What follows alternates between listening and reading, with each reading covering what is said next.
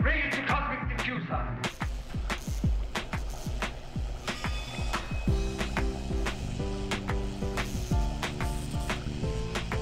She's alive! Alive! Please give a warm welcome to the hosts of The Bride of Alternate Ending. Hey, ghouls and goblins. Do you see that? Coming in from the mountains? I've never seen a podcast behave like that. Coming in over the lake. Could be two fronts coming together. Could be two fronts. I think I see two monsters wearing headphones sneaking in inside the podcast, and one of them is, as always, your ghost, Brennan Klein, and also, as always, your co-ghost, Tim Brayton. How are you doing today, Tim? I'm doing real good, Brennan. How you doing? Good. This is the Bride of Alternate Ending podcast where we discuss horror movies, and it is October. Spooky, scary. Hello. Did I scare you? Were you I'm shocked scared. into silence? I'm shocked. I don't even know what I pissed myself, so I'm gonna go change. Okay, well, I'll hold so you can change your pants. But yes, it is October, and as you know, October is when Halloween happens, and because of that, the entire month is Halloween flavored. You get to buy all of those bad cereals that have Count Chocula on them. Exactly. Yeah, so we like to do something a little bit more like kind of big and splashy in October usually. And so we are doing two movies adapted from the works of Stephen King this month, starting with 2007's The Mist, the movie that was voted for by our loyal Discord community for reasons that I feel like I understand, because The Mist is a beloved classic by many. Yeah, no, it is a modern classic, and I'm curious what the voting was, how much of the voting was motivated by you haven't seen this, and people were like, Brennan, you need to see this amazing modern American horror classic, versus people saying, Tim, when you saw this modern American horror classic in 2007, you didn't like it, but surely you know better now. Versus, and these are the people who are going to enjoy this episode, I suspect, the ones who get a little kick of transgressive joy when I say shitty things about popular movies. I mean, I certainly do, and I enjoy saying shitty things about popular movies too. So I think I'm going to get a kick. I bet we're going to say a episode. lot of shitty things about a popular movie today. I'll bet that's primarily what we do for the next hour. Spoiler alert. It sure goddamn seems like it. So, yeah, let's. I see what you did there. But yes, so you've seen The Mist before. I haven't. You haven't. Did you see it in theaters and haven't seen it since then? Is that the case? I saw The Mist in theaters and have not seen it since. I have not read the novella that it was based upon, which I believe was originally published by itself, but was then anthologized into one of the collections. Skeleton Crew. Skeleton Crew. I think that's like one of the big collections. Yes. That's also the one that has the Tommyknockers, I think. I think the Tommyknockers is an actual novel. Is like it an that is a actual novel? honker. Okay. Yeah. But yes. Here I am reading about it now. It has the seed that would become the Tommyknockers. Oh, okay, that makes sense. But yes, so The Mist is a 1980 novella, born from the the germinated from the seedling of Stephen King went to a grocery store and was like, wouldn't it be crazy if there were bugs on the windows? I think that's part of it. I think a little part of it might also be right around the time the novella came out. John Carpenter's The Fog was a going concern, so I suspect there might be a little bit of, hey, that's a good idea for a horror story. And you know what? Having seen The Fog, I don't agree. But I also know people like The Fog, but I have no patience for that movie. I am glad we're not talking about The Fog, because the Fog I actually do like. I don't love. I like The Fog, but we would not have such an easy rep horror if it were The Fog Day instead of The Mist Day. Yes. But no. Okay. So I have not seen The Mist. I have read the novella. I read it back in high school, or maybe junior high, like back when I was first getting into Stephen King. I started with The Shining, as you do. But The Mist is one that I read pretty quickly. I think it's probably because the movie had just come out. Like The Mist was on bookstore shelves. I do not believe I read a copy that had the movie poster on it, but it probably had the little medallion on it that was like, now a major motion picture. Now a major motion picture, yeah. But I never got around to the major motion picture, and it turns out I don't regret that decision. But I'd like for us to pause before we go too far and say, is this a major motion picture? I think so. Well, okay, so I guess it made $57 million. That's a lot of money. Yeah, it made $57 million. It cost $18 million. It likely turned a okay profit. I'm sure it turned a profit. I guess for me, it's just like, do major motion pictures star Thomas Jane? Deep Blue Sea sure did. That's fair. That is a major ass motion picture. Yes, it is. Major in our hearts. Yeah, but no, the cast of this movie, it is very eclectic. It's definitely interesting. It's not like, it is definitely a cast of people that you know, but none of them are A-list stars, I would say. So that is interesting. That probably is what helped keep the budget down, in addition to the incredibly shitty CGI. But it might not have been as cheap to make that shitty of CGI in 2007 or 2006 or whenever they were hard putting it to together. say. 2006, I feel we are well on the route to ubiquitous CGI by 2006, 2007. So it's hard to say. Yeah, who can tell? Yeah, I think it is a major motion picture, and it's certainly one that I think has lingered in the imagination, and people have a lot to say about it when it comes up. People like it. This is clearly regarded by a lot of people as one of the good ones. Which, there's a lot of bad ones with Stephen King. He's had about 6 billion movies adapted from his bibliography, and 4 of them are good. Perhaps. Yeah, The Shining's good. That first It movie's pretty good. The duology, the TV movie's fine. The first theatrical It is good. I think we have to say Shawshank is good. I don't love it, but it's obviously an iconic film. Carrie. Brian De Palma's Carrie. Misery. Yeah. I really like Stand By Me. I recently rewatched that and was shocked by how well it worked for me. I think I had Stand By Me on my top 5, and we did a top 5 Stephen King adaptations. Yeah, like it does happen. It can happen. That King can be adapted. It's happened enough times that you could program a good day of Stephen King adaptations and only watch good movies. And you could program a good fortnight of awful Stephen King adaptations and not run out. Oh yeah, and most of them would be Children of the Corn movies. Like, and then also fair. And there's so much more beyond that. But anyway, so yeah, I read the novella. I hadn't seen the movie until now. I remember liking the novella quite a bit when I read it. I couldn't remember very much of it, other than the fact that obviously the ending of the movie is different than the ending of the novella. That's a very famous fact about the movie. But when I refreshed my memory, I read a synopsis of the novella after watching the movie, and it turns out the movie is a pretty faithful adaptation of at least the exact beats of the novella and the order in which they play out. And we will get there, but I find that to be a mistake.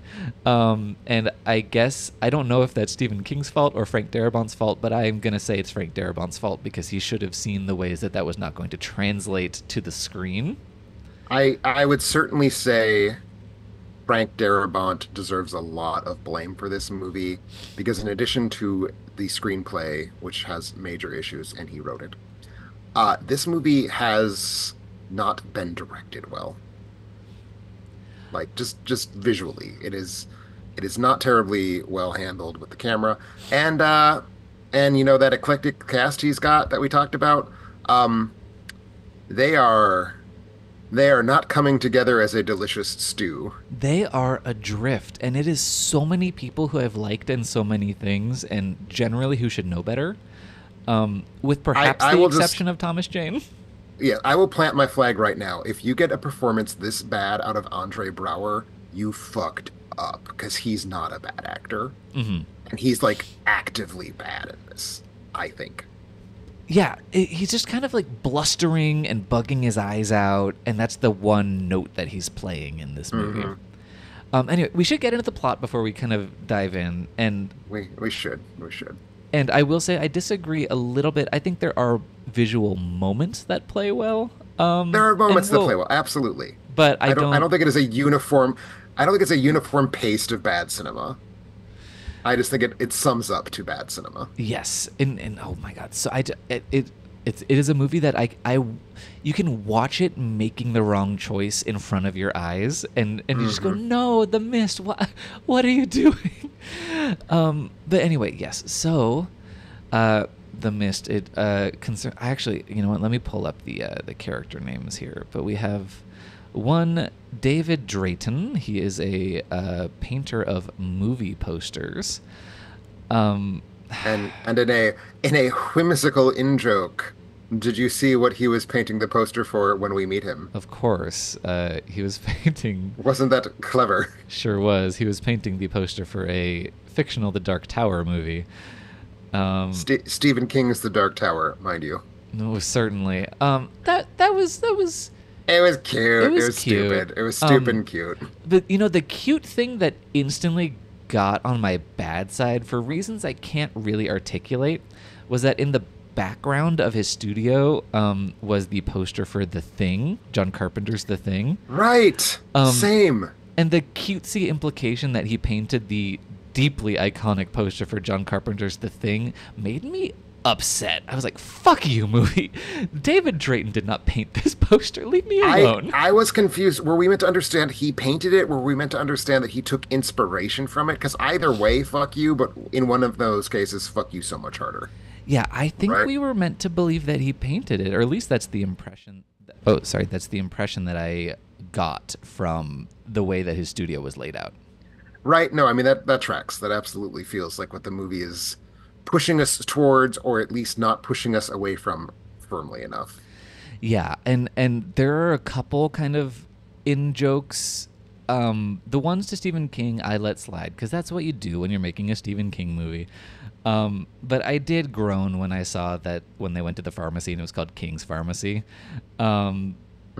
I think it would have been a much better and much spicier joke if they had called it King's Drugs. That's good. Thank you. But yes. Anyway, so David Drayton's a commercial painter, commercial artist. He does posters for movies. There is a big old storm.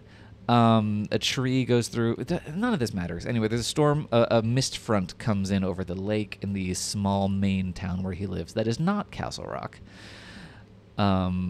But he and his son and his neighbor with whom he has had long-time property-based friction go into town, leaving his wife behind to do something. She doesn't matter. And just clean the house, whoever. Yeah. They just expect this to be a quick outing to the store. They don't expect this to be any sort of thing. Yeah. So that doesn't even cross their mind to take the wife with. No, of course not. But yeah, they get to the grocery store. A whole bunch of people are in town kind of making a run on the grocery store because the storm has pretty much... It was a bad storm. It was a bad storm. It's kind of ravaged the town. People are making runs on supplies. It's very COVID-y. Like, we got to get toilet paper. We gotta stock up on things. But wouldn't you know, this kind of basically like solid wall of mist that has been descending over the lake continues to descend upon the town and envelops the grocery store while they are inside of it. And wouldn't you know, very quickly we begin to learn that not all is right with this creepy mist. A bloodied man emerges from the mist saying that something in the mist has claimed his friend, essentially. Like, something is not right. There's something dangerous out there that cannot really be seen. And it should not, if you ask me. And basically they are trapped in the store, and they come to understand very quickly that or at least some of them come to understand very quickly that there are literal monsters inside the mist, and if you go out, you're gonna get eaten by them. And they basically I don't know, like it's one of those things where it's like you're trapped in the store, humanity's the real monster. Marcia Gay Harden plays a fundamentalist Christian character who thinks that humanity's sins are the reason for this. She takes this to be the events of Revelation playing out, essentially. Yeah, it's kind of like a feature-length version of the diner scene from The Birds, if it was written poorly and kind of boring and had bad CGI monsters show up every 15 minutes. And that's the thing. The diner scene of The Birds is not the point of The Birds. The diner scene of The Birds is one stop along the way that kind of bridges us from point A to point B. And that's a great scene. It's a great scene and because it's about hopelessness just, and questioning and right, and it's there for flavoring. Yeah. This is not flavoring the movie. I mean, it's flavoring the movie in the way that like putting a whole salt block in a pot of water is flavoring your soup. Yeah. Like, it very much, as you say, becomes kind of about this human versus human. If only we could trust each other. If only we didn't let our basest instincts get in the way. So at first, Thomas Jane and Toby Jones, who is in this movie for some fucking reason. Dobby himself. I of all the casting, and there's so much casting in this movie, Toby Jones is the one that every time it cut to him, I was like, "You're doing a good job. You're a good actor. I like you." It is breaking this movie to see you as a small town Maine guy, like a lifer in this little teeny tiny Maine town. Yeah, because you're Toby Jones. Yeah, it's a really peculiar. You're so English. Your name is Toby Jones. You could not possibly be more Welsh. Mm-hmm. So Toby Jones and Thomas Jane and I think William Sadler is there at that point as well. Like they are in the loading dock when this little expendable meat teenager goes to turn on the radio. Played by the Shermanator from American Pie. Oh, I would have not caught that. But he's going to go turn on the generator, and instead he gets grabbed by tentacles that look unbelievably bad. Yeah. And they are by no means the worst CGI effect of this film. But so 4 or 5 people, I think it's 4 people, see the kid get eaten or sucked into the mist or whatever. And then they go back to the town and for no reason whatsoever. Go back to other the store, than that, you mean? Yeah, go back to the store. And for no reason at all other than they need to keep fueling the story, the person they decide to like pull over and be like, look, you need to understand what's going on, is Andre Brower, the neighbor that Thomas Jane has like not been getting along with. And I don't understand what motivates like pulling this character aside and trying to tell him and only him rather than pulling like all the adults or at least the store manager or any number of characters. Yeah. Or the military people who are the military there. people. And it happens solely because the movie needs to have whatever character they tell not believe them, and they're using the pre-existing friction between Thomas Jane and Andre Brower as the pretext for that. And it's really goddamn stupid. It doesn't make any sense. He's like, "You're pranking me." And I'm like, what do you mean? Why would anyone? It's so unmotivated. It doesn't make any sense. It's probably not individually the storytelling choice that I hate the most in this film. It is, I think, literally the one that kills it because it gets this whole, we're trapped in a grocery store together, but instead of working together, we're going to feud with each other. It kickstarts that off on the most contrived, this is not how any humans would imaginably function scene. And so that happens, and that kind of, as I say, starts this whole thing where it's like, there's the cluster of, we saw it, we believe that this monster's here, versus you guys are lying for reasons that make no sense. And then that kind of devolves into the Marcia Gay Harden character, Mrs. Carmody, who is, as we said, a fundamentalist Bible-thumping Christian, decides, well, the only explanation for any of this is that it's the apocalypse, so I'm going to start a millenarian cult in this grocery store, essentially. Yeah. And basically, it becomes Thomas Jane versus a Marcia Gay Harden-led doomsday cult. Yeah, and honestly, her motivations are so unclear to me. I don't know what this woman wants. Um, I feel like her motivations are that Stephen King thinks he's smarter than Christians yeah. in its entirety. Yeah, no, she's such a blank I villain I character. have been an atheist since I was 11 years old, and I am offended on behalf of Christians at the character of Mrs. Carmody. Yeah, no, it's really rough. And also speaking back to the just like people telling exactly one person a piece of important information. Hmm. When they go back into the like back area to look at the tentacle and show other people like, look, the tentacle's here. They show one person rather than again bringing all the adults. Uh-huh. It's baffling the series of decisions that are made in this movie. And I feel like so there's Thomas Jane's son. Yes. I don't think there's any other children in this group, and there are some old people. Like we probably don't want to have the nice old lady whose name I have Uh, completely forgotten. Frances Sternhagen is the actress. Frances Sternhagen, that's it. That's right. Yeah, Like I character can names see do maybe not matter in this movie. yeah, not showing the more sensitive elderly folks, of whom there's a few, because it's small town Maine and it's a Stephen King story, which means that everybody is some old coot. Uh, sure. But like all of the able-bodied middle-aged people should be back in that loading dock. And Yeah. it's there is not even like a fig leaf for why this doesn't happen.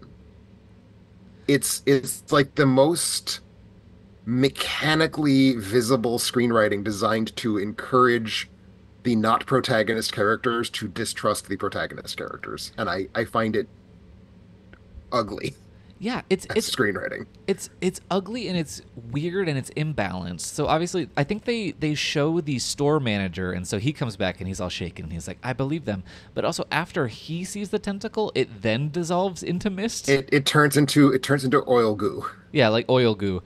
So it's like, why didn't that happen after it was separated from the monster? At which point they have no evidence to show anyone. Well, because the guy hadn't poked it with a broom yet. But it's just like narratively, that's the thing that makes sense to spur this kind of disbelief storyline. It's just really bizarre and it just doesn't work. Like fundamentally the gears are just clanking and grinding Hmm. and also just I mean obviously it's just like so s- the psychological observation here is so lacking in terms of how any human characters behave, and it has so many themes that it thinks it has, and they are delivered in such hideous mountains of purple dialogue that these Hmm. actors keep attempting to climb and just falling right off. And again, most of these actors are good actors, and they cannot grapple with this dialogue. It is impossible for them, and it's really harrowing to watch them make the attempt. No, it absolutely is. Because like my feeling, and apologies to the Stephen King diehards listening. Apologies to you if you are such a person, Brennan. I think Stephen King's gifts as a writer traditionally do not extend to being a fine. He does not have a good handle on how to sketch out human psychology that feels plausible. He is very good at populating his universes with a whole bunch of Stephen Kings, is sort of how I typically feel about his writing. Um, but when he's trying to have this kind of like this like world in a bottle cross section of all kinds of humanity, he he does not have the skill set to distinguish characters. And whether Frank Darabont has that skill or whether it's just that Darabont is copying the novel so closely that he's not trying to, but that replicates that, right? Like it creates that to me very traditionally Stephen King-esque feeling of like we have a whole bunch of types, but we don't really have characters, Hmm. and that's rough when the whole thing of your movie is let's take a bunch of distinct prickly personalities who don't get along, put them in a locked box and shake it really hard. Like you need good delineated characters to sell that. And I frankly, I can tell you that Marcia Gay Harden is super religious. I can tell you that because she says it like 700 times over the Yeah. course of the movie. She's basically every one of her lines of dialogue is a Bible quote. I can tell you that Laurie Holden has a gun. Yeah, and And Frances Sternhagen's like a crusty old lady who's like got grit. yeah, she is probably that's the other thing. The stereotypes aren't landing. So I think Sternhagen is a type. Like she's the crusty old lady with a heart of gold. Got it. Seen that type. Love it. What what is Thomas Jane? I have no idea. He is a painter, stud, dad who is a natural leader who people turn to for reasons I cannot understand. Like Toby Jones You keeps know- coming to him and he's like, It's Cheryl. She's having a problem. I'm like, why are you coming to the local painter? Right, the local movie poster painter. Yeah. Yeah, no, it's completely baffling. We don't learn anything about him. I think what's meant to fill in the gap where his personality isn't is that he is a father and he is ostensibly motivated by constantly protecting his son. And Which I he's think that's also what- very bad at.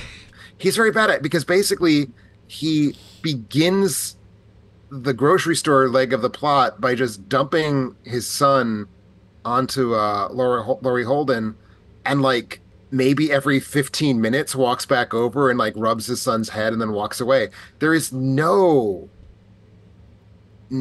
effort made to actually like establish the son, period. He's just a prop. Yeah. He's just a little tow-headed prop. But like the moments where we are supposed to get that warm father-son bond, I'm just spitballing here, like thinking of the scene in Jaws where Brody is like making faces at his little boy over the dinner table. We don't have a single one of those. Like it does not seem that Thomas Jane and his son have any kind of relationship. He does not seem to be thinking of his son when the son is off screen, which is most of the movie. Absolutely. Which honestly, And- I found to be a good choice because that actor was terrible as the son. Oh, I'm not saying this is the fix. I'm just saying that's I think what we're supposed to respond to is David Drayton is this good father, and because he's a good father to his son, he'll be a good father to the grocery store people. And it's just not even a little bit playing because there's not enough on-screen evidence to push us in that direction. It's just arbitrary. Yeah, no, it's really arbitrary, and yeah, most of the characters are just this bland mush of paste, and just kind of going back to the thing that you were saying about Stephen King as a writer, I think the thing that he excels at the most is a kind of stream of consciousness, putting you into the perspective of a character in the sense of like, he's very good at using the literary mechanics of writing to put you into perspective in the sense of like the way that like snatches of songs or phrases or things that you've heard in your past will kind of float around in a stew in your brain and keep coming back and keep digging at the back of your head for no reason and kind of like swim around in your head. He's really good at capturing that. And that's one of the things I like about reading him the most. I'm not a Stephen King diehard, but I think that's the thing that he does really well. And that is not a thing that translates. So when you like totally erase that thing that he can do, you are stuck with these characters that aren't very well developed. Right, because like if you take away their interiority, all you have left is their behavior. Yeah. And he's not very good at demonstrating character through behavior. Yeah. And again, I it's been so long since I've read it. I don't remember anything about what these characters are on the page. I'm sure they're a little better.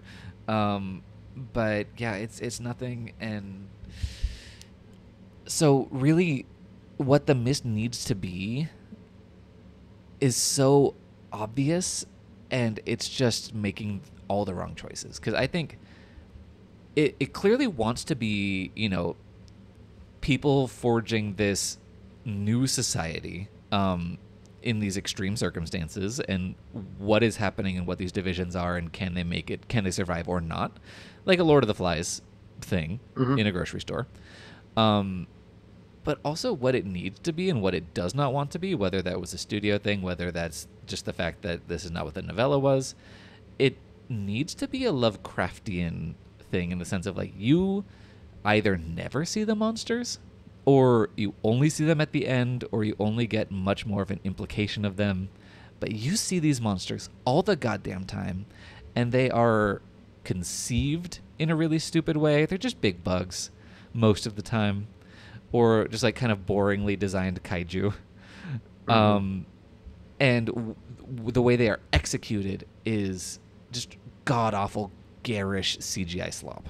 This is such a clear-cut example of if you cannot afford CGI, that's fine. Don't use it. And this is a movie that has a built-in mechanism for not seeing the monsters. Yes. Right? It has the mist. So, like, I think you're just right on first principles. This is a better movie if we don't see the monsters, no matter how good they look.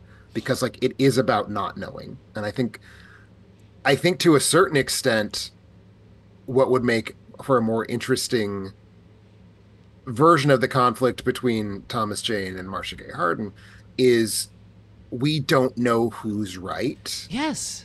And that's not the game. The film is not playing that game. The film has decided in advance that Marcia Gay Harden is wrong. So we are at no point invited to think that she might conceivably be on the right track. But like, if all we know is that when someone goes into the mist, they scream and we don't see them again, who can say? And that sets you up for an actually like tense conflict. We see enough of the monsters that we sort of have pinned down what they are, whatever. But so like, that's the thing. Like, you have a good reason not to show the monsters. It's built into the scenario. It's built into the needs of the conflict. And that would then save you from this CGI that is quite honestly film breaking. Because that's the thing. Like, if your CGI is bad, and this is just for me at least, you lose me. Like, I'm not going to hang with your movie if you're trying to get me to buy awful CGI effects. And this is like trash CGI. I don't remember if I hated it quite this much in 2007, although I did have very unkind things to say about it in my review from 17 years ago. So I must have. But like the scene where all of the like giant flies are on the grocery store windows, and then there's like some sort of praying mantis pterodactyl that shows up. Yeah. That thing looks just so bad. It looks video game bad. Like 2007 video game mind, not like a fancy new video game. Yeah. And like it breaks the immersion. It ruins the movie. It really does. And not only are the monsters bad, they're meted out in this way that's just it just eviscerates the any sort of tension that the movie's been able to build or atmosphere. Like the best kind of monster tension sequence in the movie is when they tie a rope around a guy that they send out into the mist. So you were seeing this from the perspective of the people inside the store. They have 300 feet of rope. They're trying to see how far he can get. So he gets about 200 feet out, and then all of a sudden the rope starts to get pulled taut. Obviously, he's been caught by a monster. It gets pulled taut. But it's even better than that because it goes slack. Oh, yeah. And then it gets pulled taut, which that's actually my favorite scene of the movie, I will say. So that's why I wanted to correct you. Yeah, no, it's a great scene in the movie. It gets slack, and then it gets pulled taut, and then it gets pulled up. And you're like, Yep. wait, what happened? Like, the implication of that is so great. And you don't see anything. And I think the payoff to this is one of the other great moments in this film, maybe the only genuinely like disturbing gore effect. They pull the rope back, and at a certain point, the white nylon rope turns blood red, and like all the people around it who are pulling on it at that point leap back. Yeah, and that's just such a great touch. I think that moment really works, and then it stops working. But I think up to the point where the red part of the rope gets pulled into the grocery store, I think it's working really, really well. Yeah, I think all of that scene works really, really well, but because it comes after we've seen all of this nonsense tentacle stuff, it doesn't play as well as it could, because you're already like, well, I know it's just some dumb CGI beastie that's out there. and all of the good stuff in the movie is hampered by something else that's already ruined it. But I do think the best parts of the horror of the movie, which can be bleak and intense and Lovecraftian and a lot of good things, it is just ruined by the way that it plays out, the way that it's structured, and the way that bad things are structured around it. But I think like perhaps the death of the checkout girl, which is like very abrupt, very brutal. It comes at a time that you don't necessarily expect her to die. She gets stung by one of the kind of like big locust things that gets into the store, and her whole face swells up, and she just kind of perishes in the middle of this big skirmish with the bugs. I think that's a pretty good gore effect. It's pretty gross. I like that effect. I like that she dies in the middle of a scene rather than at the end of the scene. I think that's a very, very clever way of doing it. The thing that did annoy me about it is that we've seen the checkout girl precisely like, I mean, we've seen her. We've seen all the characters kind of milling around in wide shots.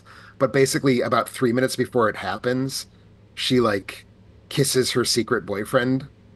And it's like, oh, this is, you wanted to have any quantity of pathos. So you're just going to quickly shove in, look, they have hopes and dreams. Now she's going to die like 2 seconds before it happens. And that to me is crude. That is crude. I felt like I had a better sense of her than most of the characters, because Thomas Jane also interacts with her like earlier on when he first enters the store. Like she's at least someone. Maybe it's just because she had curly hair, so I was like, she looks different than the she other does look girls. different. That's fair. But like she was at least a character that I recognized on sight by that point in the movie, because a lot of the white men I was like, who the fuck are you? Even by that point. Mm-hmm. So at least that part worked for me. That's fair. That's fair. But yeah. Anyway, just that's what I want to say. And I think some of the when the gore gets to, or the effects in general get to a human level, I think they are more effective than a monster level. I would agree. The payoff to the rope sequence is that we cut to an outside shot, which I have issues with. I think they're the very obvious issues to have, which is it feels like this movie has a very important, like, it is important for this movie to not leave the perspective of a human character. I agree. And we do for long enough to see that the person who's walking out into the mist is now only a pair of legs, terminating in a gushy, bloody stump. There's something about, like, setting aside that it is the wrong image, and it is the wrong image. It should not be in this film. The look of the torso-less legs plopped on the ground with mist all over is a suitably grim and haunting and uncanny image. Mm-hmm. So I like it as such, even though, again, it is wrong that we see it. It is just it is breaking the film's rules that we get to see that angle. Yes, I think, well, if we had seen it from the perspective of inside the store, are those problems erased? It is, but I think part of what's going on is that the characters don't know that that's what they got. Like they don't react verbally to seeing legs. Oh yeah, that's true. Yeah, you're right. That is really strange. Yeah, whatever. Yeah, this movie loves to leave the grocery store. Like there's that weird tracking shot where it's kind of like going through all the parked cars in the mist. Oh yeah. And it's just like, why are you bothering? What is the function of, I mean, like it's an attractive shot. Again, like parts of this movie do look good. The parts that don't have CGI mostly. But like it's an attractive shot, but it doesn't have any function. It doesn't have a storytelling function. It doesn't really have a place setting function. We already know where we are and what's going on. It's not yoked to any sort of POV. It's just like a freestanding, it'd be cool if we did a tracking shot through the parking lot. But it also it ruins the feeling of being trapped inside the store with the characters. Exactly. And yeah, it's just, again, it's one of those things where you're watching the movie and you're just watching it constantly make the wrong decision. It should, when eventually the cluster of good characters leave the grocery store towards the end, spoiler alert, whatever. It should feel like a huge pressure valve has just been unscrewed, that we finally get to leave that space. Yeah. And that does not happen. because we have been outside the grocery store looking in, or we have had those weird random tracking shots and leg shots. We have spent too much time getting a sense of the space outside the grocery store, and that should be the first time we do. Yeah, it's just the proportion of everything is off. It's just, I don't know. I was just watching this movie. I was just like, well, I don't understand why. I mean, I was kind of scrolling through Letterboxd beforehand, and like, there's a lot of 4 and 5 star reviews of this movie, and even from the first act, I was like, I'm not here with the mist. Maybe I'll get there. Did not. Spoiler alert. Did not get there. No, Um, I mean, well, go ahead. Were you gonna? I don't know that I had really had an end to that sentence. Well, I feel, and I actually don't want to start talking about the end quite yet. No, I don't. Um, Yeah, I agree. I think the very positive reviews require the ending. I agree. And I will say I don't like the ending, but I get why someone would respond to it. So I think the very positive reviews are a function of the ending. I feel like I'm in the same boat as you, Brennan, wherein the movie has lost me maybe literally by the time they get trapped in the grocery store and they see the mist rolling in. Because it's already been doing some real lousy character work with Thomas Jane and Andre Braugher. And again, I'm offended that this movie has presented me with such a shitty Andre Braugher performance because I like him a lot. I'm Uh-huh. always pleased to see him show up in things. And this feels like it wasted an Andre Braugher film performance on just like this illegible caricature. Again, I don't know what his deal is. He's just like, I have money and you don't, and you must be angry at me for being more successful than you, Thomas Jane. It's like, what is your character? Yeah, he What just motivates you to be such a weird shithead? yeah, he just thinks the townies hate him for whatever. It just And doesn't work. that felt to me, and I haven't read the story, so maybe I'm wrong. That felt to me like the vestige of something that would have worked on the page because you could have had like a nice 3 paragraph description of the tension in this small Maine town between the townies and the whatever term they use for the non-locals.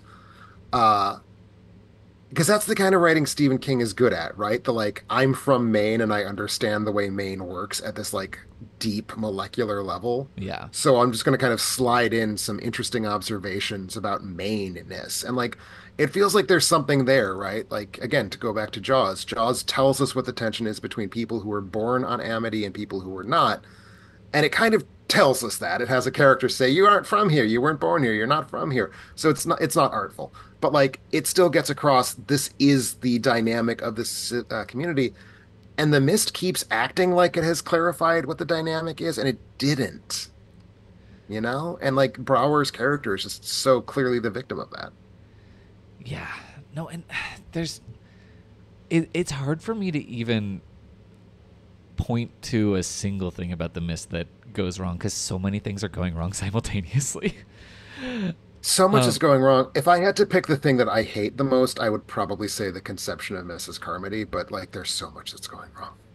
yeah, there's so much that's going wrong. I mean, there's like a lot of TV movie fades to black that are happening in the second and third acts that are really Yeah, there rough. sure are. There sure are. There are I think the score is deeply terrible. I saw in your Letterboxd review, and I hadn't really remembered the score, so I was kind of listening to it when I watched, and it didn't do anything in any direction for me until the last act, The last act it gets really bad. where it suddenly becomes like Baroque liturgical music Yeah, or something. it kind of There's sounds like like chanting. yeah, it's like chanting. It's kind of like Tarzan's falling out of a tree a little bit.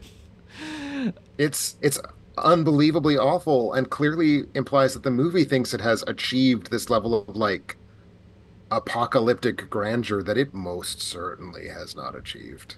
Uh, No. but I mean, to your point that the TV movie fades to black are really a problem because it does. That's kind of why I joked, is this a major motion picture? It feels cheap. It's not cheap. It's an $18 million movie. It feels cheap. The fades to black, the bad CGI, the kind of a cast of people you know, but you either know from being like the 15th most important character in a big movie or being the star of a TV show that you love. Uh, and I would also add, and this is one of those, it got on my bad side immediately. It has cheap looking credits. Hmm. Like the title is just, we slapped up Times New Roman with a drop shadow, The Mist. Yeah, it's not. Yeah, it's got to be when you're making a big splashy horror movie that is because this is a big box horror movie. It's it's a blockbuster, wide release, Yeah. $18 million. Like you gotta throw in put some work in there. This is the it's the pettiest conceivable reason to get mad at a movie, but this happens to me a lot actually. When a movie just lets itself have white text over video credits, I just get pissed because it's like, come on, put some measure of effort into having attractive credits because like you're selling me your movie Yeah. with the opening credits, and if you give me made for USA vibes, I will watch your movie as though it were made for USA. Yeah, and it kind of is. In so many ways, it feels like a Sci-Fi Channel original in a lot of ways. It sort of does, right? It feels like it was one of the sci-fi originals that they spent some real money on. Yeah, But it's like classy. it does have that feel. It does have that like basic cable prestige picture, if that makes sense. Yeah. But yeah, just to kind of circle back around to I think if I had to point to one thing that I think is the most film breaking for me, I think it's Thomas Jane. I think he cannot do this. I've never had a problem with him in roles that I've seen him in to this degree before. But I think a lot of the most important things about this movie hang on him, and he cannot hold up to that weight or hold that weight. I agree. Like it's sort of to your point that you've never disliked him in anything like this. Thomas Jane is not someone that I think it is possible to have strong feelings towards. He's just too bland. He's just kind of too generic guy. Maybe I do think he's really hot, like in a very specific way for me. Okay, to me, there is nothing about him that is specific, but I will not yuck your yum as far Okay. as that goes. But in a way that I recognize is like very specific to me, for the record. That's fair. That's fair.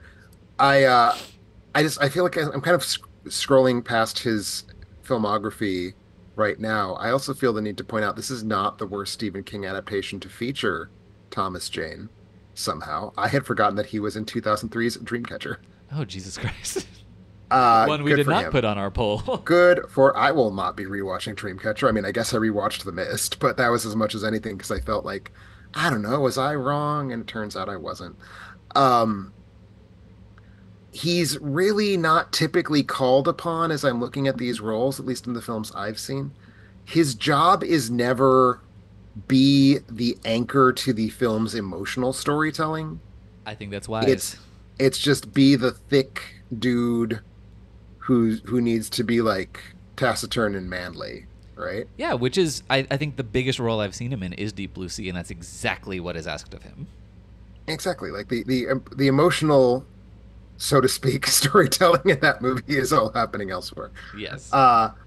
But this film, again, it has that father-son relationship that it clearly thinks is fueling something, and it's just not playing. And I think a big part of the reason why the ending just doesn't land for me, and I think I can say this without spoiling the ending, it requires everything to come from Thomas Jane, and not in the sense of like the writing's bad. Like that's the gamble the ending is making. Yes. Is we need to feel the sense of agony and self-loathing and anguish and loss. And I get zero of those things. I get no sense that something horrible has just been sacrificed from Thomas Jane's performance. And that's the ending assumes that. It's like we are going to have an actor who can make this happen, and that's why the ending will be structured the way it is. And it's just not there. Yeah, Thomas Jane cannot land the plane, and it's entirely incumbent upon him to do so. Yep. And yeah, it does not and cannot work. And obviously, I mean, I think people know the ending of The Mist. I think we can talk about it. Oh, I know we will. I just wasn't sure if we were ready to go quite. But yeah, let's do it because Yeah. it is the change. It is the thing people sort of understand to be why this is not the novella. Yes, let's talk about it. We're lifting the veil of spoilers. We're going to spoil the ending of 2007's The Mist. Do you want to go for it? Sure. So the characters who have not been captured and enthralled to the evil religious cult, which at this point consists of Laurie Holden and Thomas Jane and the little kid and the crusty old lady and then the old guy. Jeffrey who DeMunn from The Walking Dead. There we go. Old guy just didn't even register on me as a fake. Like we kept cutting to him, so I was like, aha, he is a character in this movie. But like to a degree that I can at least tell you, the old lady is like the cantankerous old Maine lady who probably Uh-huh. has a shotgun in her outhouse. Like I don't have the first idea who old guy is or what his thing is. I I can tell. think he's the guy who does come running in at the beginning, right? The bloody guy who was like, my friend must got be. eaten. But That that's would make not a character trait. No, he is described in the Wikipedia summary as Dan Miller who takes shelter in the market after witnessing the dangers from the mist. Got it. So he's not even described as like, because we have like other people like William Sadler is a mechanic. Toby Jones is the assistant manager. So like we get like at least some quantity of here is the function this person has in humanity. Uh-huh. He's This just the guy is just like he's just like an old guy. But so those five characters manage to sneak away from the cult. the market after Toby Jones has killed Marcia Gay Harden and is clearly very broken up about having done so. And the movie gives her an entirely unearned like blood seeping away from the bullet hole in her head final shot, whatever. So the five characters manage to get into a car before the things in the mist capture them, and they drive and they drive and they run out of gas. And after they stall, the sort of tension is immediately, oh no, we're stuck here in the mist and nothing is going to save us. So Thomas Jane pulls out the handgun that's been passed around throughout the movie, and there are 4 bullets. And it's very clear he's going to kill the other 4 people and then sacrifice himself to the mist monsters because he wants them to not die these horrible deaths. And this happens literally within like 45 seconds of the car stalling. Like it is not a hours pass and the fear grows. It's like, oh well, the car's out of gas. Bang, bang, bang. Yep. So he kills everyone. But Presumably didn't you hear the starting. score, Tim? It's very apocalyptic. I did hear the score. Presumably starting with his own son, although I like the idea of him killing the other 3 people and making his son watch in his son's final seconds on this earth. It is funny because there is they really rub it in because his son's asleep and then his son wakes up and witnesses his dad pointing a gun at him and they're like, there's really rubbing your nose in it. There's just rubbing your nose in it. It does tastefully cut to the outside of the car for the 4 bullet shots, which just are sort of yellow illuminations that we don't see distinctly what's going on. And then he kills everyone. He's very quote unquote sad. He comes the closest that Thomas Jane can to the feeling a father would feel after murdering his own child. And then, like a minute after that, the mist lifts, and it turns out that this big, loud rumbling we heard was not, in fact, a giant creature, but was, in fact, U.S. Military equipment. And the army has come to save the day. But they cannot save the day for Thomas Jane because he shot his son. The end. Yeah. Do you have any embellishments? No, onto I what mean just said? that is the ending. I mean, we do also in another like really rubbing your nose in it. There is a woman from the beginning, played by Melissa McBride, also from The Walking Dead, because Frank Darabont created The Walking Dead. There's a lot of overlap between these 2 casts. Very early on in the movie, at the grocery store, she's credited as a woman who has kids at home, because every line she has is, "I need to go. I have kids at home. I need to go. I have kids at home. My kids are at home." I'm like, shut the fuck up. Just go get your kids. So she leaves to go back home and acquire said children.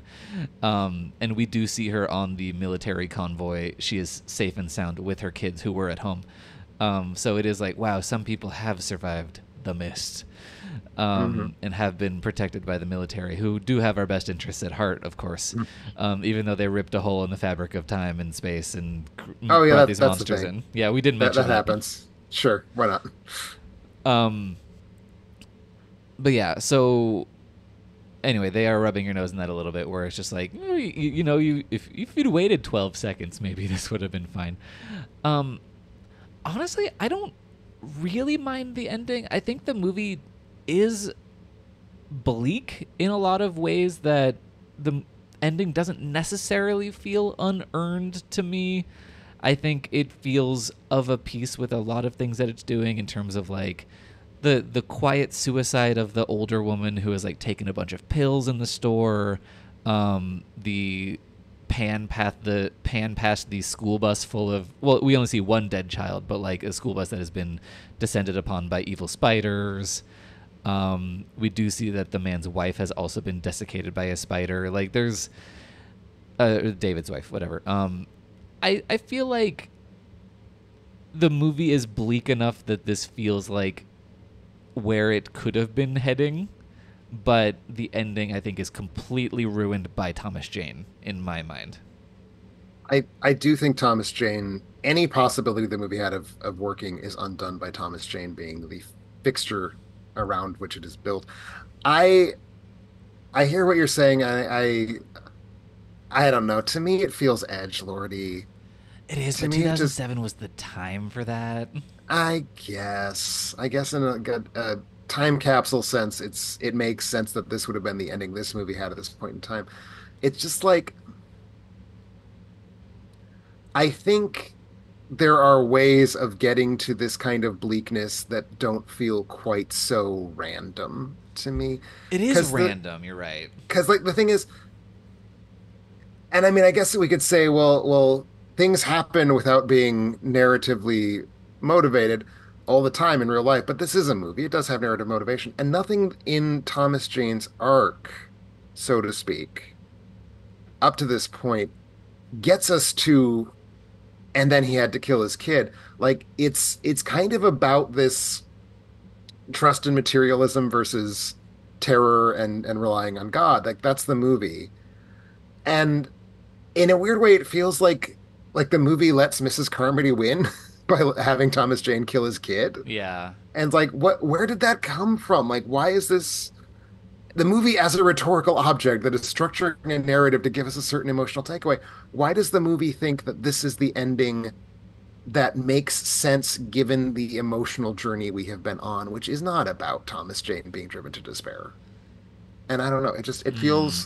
It feels like they wanted something really brutal and bleak and nasty, and they just picked this because it was brutal and bleak and nasty. But it feels tacked on to me. It's obvious this was not the ending the story had initially, I think. Yes. No, it does feel tacked on, but I think that also is a side effect of the fact that the screenplay is, in general, poorly structured and poorly motivated. So the fact that the ending is both of those things is just endemic to the entire No, experience. that's legitimate. Like it is a bad ending because this is a bad movie that would always have had a bad ending because it would have had no other option.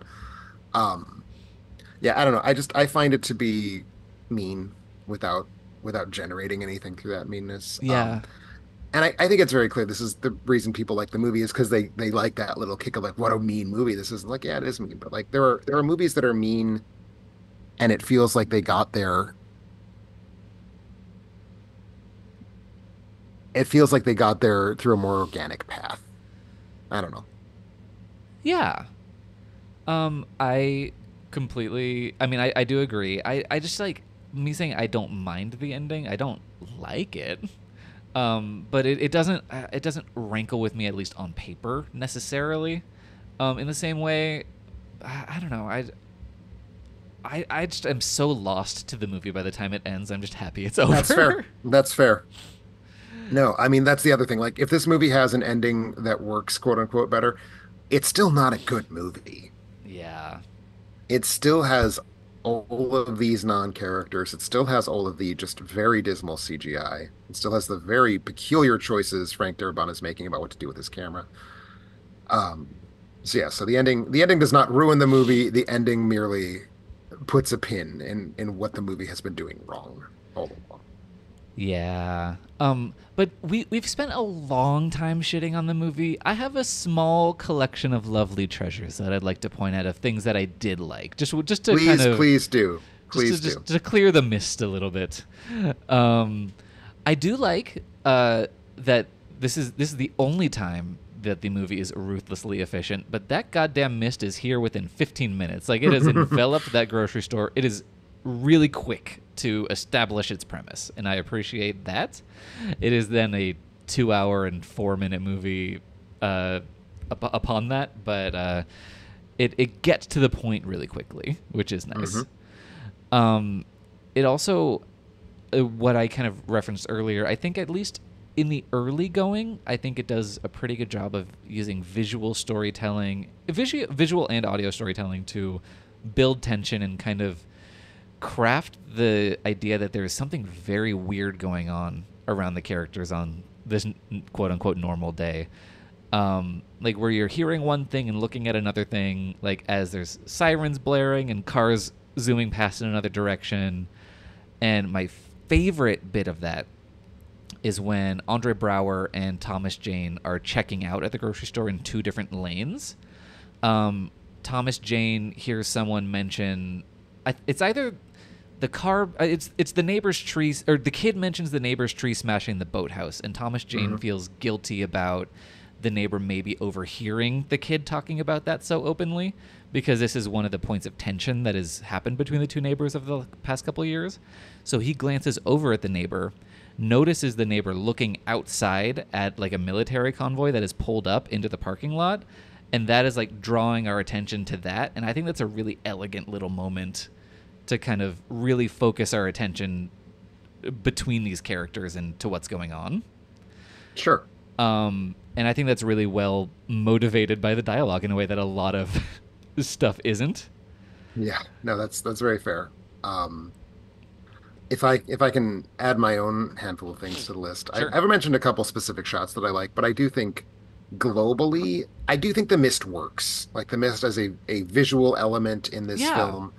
I like the color, which is a weird thing to say. It's just soft white, but it creates this kind of vaguely beautiful and poetic fairy tale like glow, but it also it's very opaque, and it does feel more unknowable than threatening per se, which I think works because I think at least initially that's kind of the vibe the movie is playing, and it's trying to be confusing rather than terrifying until the stock boy gets killed. Um, I like that. I will say, even though I think The Fog, which is a movie I obviously like more than you do, I think The Fog is a better film. I think The Mist, as such, the atmospheric condition in this movie, feels more authentic to me than the atmospheric condition in The Fog, if that makes sense. Yeah, and I think they're doing more interesting things with it. Like, I think when they open up the kind of rolling gate in the back and the way that the mist stays outside of the gate. That's great, right? Like, it doesn't move right. It's really cool. I like that. Yeah, that's really neat. So the And mist I like. I will say, just in general, I think you touched on this, but the sound mix is really good. Really hollow, flat sound when the mist is actually present. It kind of has that nice dampening effect that mist does. So I think the sound just really works to create a lot of atmosphere. And I think in general, when this movie lets itself have kind of slow builds, which, as you pointed out, it sort of doesn't do a lot because it gets too slap happy with the CGI. But the moments where it is just letting us kind of sink and stare out into the mist and wonder what the hell is going on, those moments are pretty good. yeah, I think there's a lot of, again, I wish this movie gave itself more opportunities to do slow burns. I wish it had fewer characters and that the characters were not quite so fast to go from 0 to 100 on the crazy scale.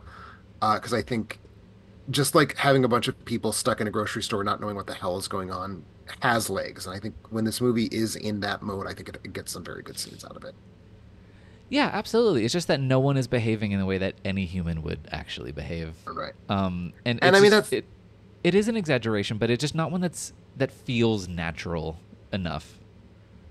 Exactly. Like, I think that is really the film's primal sin, is that it has such badly conceived characters. They're not people. Not the good people aren't people. The bad people are certainly not people.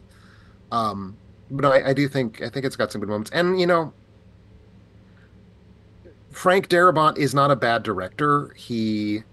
I think in this film, and I know he's directed other horror. I know, of course, he created, as you said, The Walking Dead. His first movie before The Shawshank Redemption, possibly his first two movies, were thrillers. Um, but I only know Frank Darabont from his sort of Oscar bait epoch, The Shawshank Redemption leading into The Green Mile, leading into The Majestic. So I don't think of him as someone who directs horror, and this movie bears that out. I think he steps on the horror, he rushes it, he gets way too excited to shake the camera around in ways that I find distracting. But he is a good director in terms of character moments. So even though he's working with badly written and badly acted characters, he's still blocking the scenes as though they were working, and so that's kind of something. It's not nothing, you know. Yeah. And I mean, to your point, the looking over to see Andrew Brower looking out the window, that's a well built moment, even though I think it's a little contrived again because it sort of needs the kid to say that exact one thing at that exact one moment.